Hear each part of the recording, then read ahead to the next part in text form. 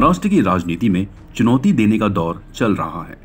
उप मुख्यमंत्री अजित पवार ने विपक्ष को चुनौती दी है कि अगर वे यह साबित कर दे कि गृह मंत्री अमित शाह से मिलने के लिए वे भेष बदलकर दिल्ली गए थे तो वे राजनीति छोड़ देंगे।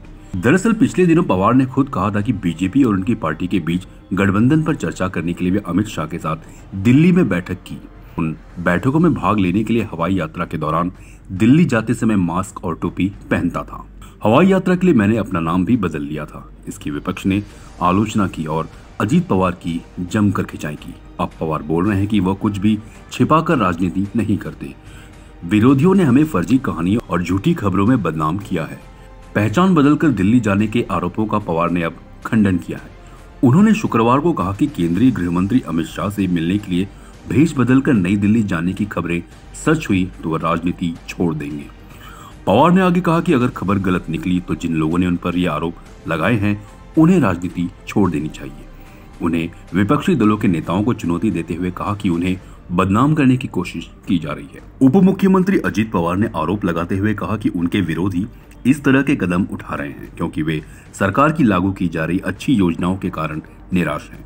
भेष बदलकर मेरे दिल्ली जाने की खबर झूठ है। अगर मुझे कहीं जाना है तो मैं खुल कर जाऊंगा। मुझे किसी से डरने की कोई जरूरत नहीं है। इन खबरों का कोई आधार या सबूत नहीं है।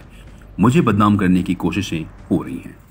मी गेले 5-6 दिवस मीडियामध्ये देखील बघतोय, पेपरमध्ये देखील बघतोय, काही राजकीय लोकांनी पण त्याच्याबद्दलचं स्टेटमेंट केलंय की अजित पवारांनी मधल्या काळामध्ये जो निर्णय घेतला त्याबद्दल अजित पवार वेश बदलून दिल्लीला जायचे। दादांत खोट आहे। पत्रकार मित्रांनो, मी आज माझ्या महाराष्ट्रातल्या जनतेला सांगतो, हे जे काही चाललेलं आहे बदनामी करण्याचं काम आणि माझ्या संदर्भामध्ये गैरसमज निर्माण करण्याचं काम काहींनी तर पार ते 0 आवरमध्ये काढलं। अरे काढताना पहिल्यांदा माहिती तर घ्या ना की बाबा अजित पवार नाव बदलून गेले।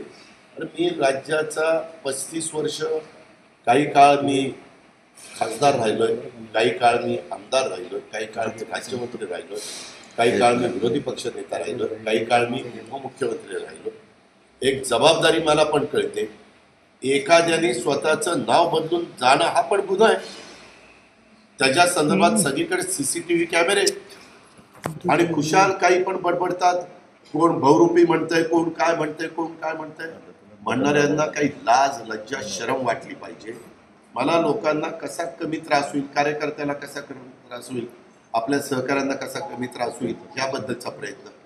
त्याच्यामध्ये वाटेल ते काही जण सकाळचा 9चा भोंगा लागतो त्यांनी पण अजित पवारांनी असं केलं। अरे काय केलं? उगीच उचलली जीभ लावली टाळ्याला। त्या संदर्भामध्ये कुठं तुम्हाला पुरावा मिळाला की अजित पवारांनी नाव बदललं आणि ते काय कार्ड घेतलं? मी तेव्हा विरोधी पक्ष नेता होतो, मला समाज ओळखतो।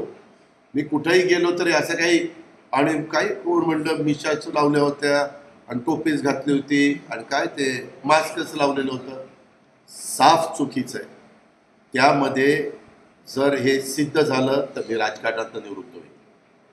नाही सिद्ध झालं तर हे ज्या लोकांनी नौटंकी चालवली ना वेगवेगळ्या लोकांनी पार पार्लमेंट पासून इथपर्यंत, त्यांना थोडी नाही जनाची नाही मनाची वाटायला पाहिजे। CEN न्यूज देश प्रदेश की ताजा तरीन खबरों के लिए CEN न्यूज को सब्सक्राइब करें और रहें पल पल की खबर से हर पल बाखबर।